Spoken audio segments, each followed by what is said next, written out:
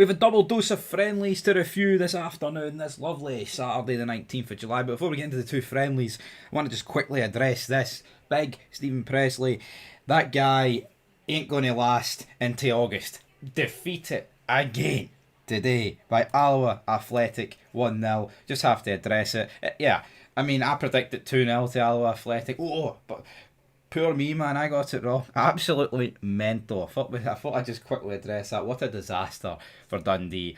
Honestly, man, if they don't act fast, they will. I feel like they're just nailed on to go down. Do not understand why they appointed him, but anyway, that's more for the review show tomorrow.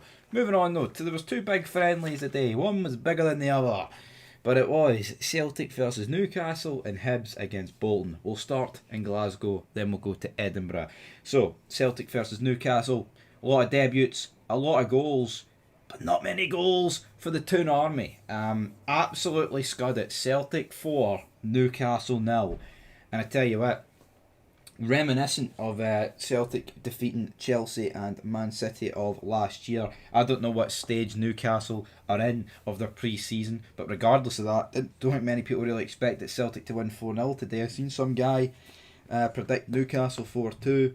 That seemed to be the general thought that Newcastle would win a high-scoring game, but it was high-scoring, but Newcastle didn't even get on the bloody score sheet. So, game kicks off. Yamada, he was presented. Yang, he's got a cross. Fabian Schär manages to get on the end of it, almost ends up in the back of the net. But Engels, he then gets tripped. Penalty to Celtic. He steps up and Pope goes the wrong way, and Engels puts it to Pope's left-hand side or right-hand side, and it's 1-0. Usala has a shot that deflects, dips over. I think would Schmeichel been beat here, but dipped a wee bit lower, potentially. Johnny Kenny then had a shot saved by Nick Pope. Ball is then fizzed across, I believe, from Uzala, trying to find what do you call him, Harvey Barnes, the meme with Harvey Barnes. If you know, you know. If you don't, then get to know. But Austin Trusty clears it, and then just before the brink at half time, Celtic make it 2-0 with Johnny Kenny. Johnny Kenny, for me, I think he's earned the right to be given a proper run out up front for Celtic. Would I be surprised if he left this window out on loan? No, but I talked with the guy's Conference League stats last season, for Shamrock Rovers. Really good, man. And, to actually see this guy flourish, he's going to be given a chance, and what he needs to do is continue what he's doing here. He's scoring in most of the friendlies that Celtic are playing in, and it'll be interesting to see what he does at the start of the campaign. But that was half time. Substitutions were made, of course, from both teams, but none bigger than Kieran Tierney got brought on. Tierney coming out for his second spell at Celtic. He did say the other day that he will end his career as a Celt, so I wouldn't be surprised if that's the case. He does seem like a guy that's true to his word. Tierney's 27, 28. Injuries will hamper him, but I believe he can play into his 30s, and you could be looking at another 9 years of Kieran Tierney. Be interested to see what he can do. Yang makes it 3-0 for Celtic though. We then saw a bunch of substitutions. Sinisolo, Scales, Donovan, McPherson, Hatate, Bernardo, Nygren, Telio, Forrest and big Adam Idea came on the pitch. And then Tierney, he got a wee assist, didn't he? Because he sets up Scales 4-0 in about the 76th minute.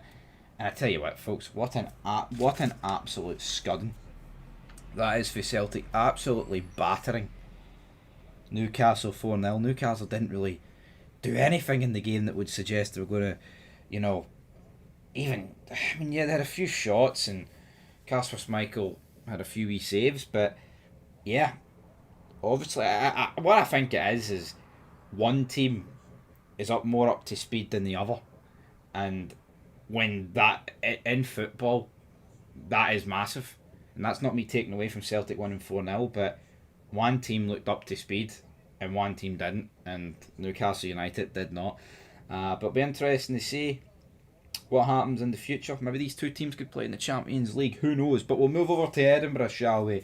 Hibs took on Bolton. Neil Lennon has managed both of these clubs but he wasn't in attendance. I'm sure he was. I'm sure he was at whoever Dunfermline were playing. Who Dunfermline playing today? Dumbarton. Dunfermline won 4-0. Anyway, game begins. Cozier Dewberry makes it 1-0 to Bolton. A few debuts for Hibs. That took us half time. I think Bolton actually scored just after half time. Josh Campbell, he has a shot that goes over the bar. Not long after this, Junior Hoylett cracks the bar, and then Bolton made it 2-0 with Sharples Ahmed. And that was it. Hibs have been getting scudded left, right, and centre in pre-season. Not a good look. I think, it's just pre-season, right? But the hype for Hibs going into this season, to me, is dying down. Now, it matters most when there's money on it, i.e. competitive games, but they get scudded by Ajax, alright. They brought it back to be a wee bit respectful. Lost to Bournemouth. They've lost to Bolton. They take on Midtjylland on Thursday. I've not got the most faith in the world that they're going to be able to do a decent job there. So we'll have to wait and see. Hopefully, for the sake of the coefficient cup, they can. But that's it. Hibs lose, Celtic win, and if you want a Premier Sports game reviewed later, it'll be there, because of course Hearts take on Stirling Albion. We're in a boot. Well, it'll be on right now when this video gets uploaded. So until next time, peace.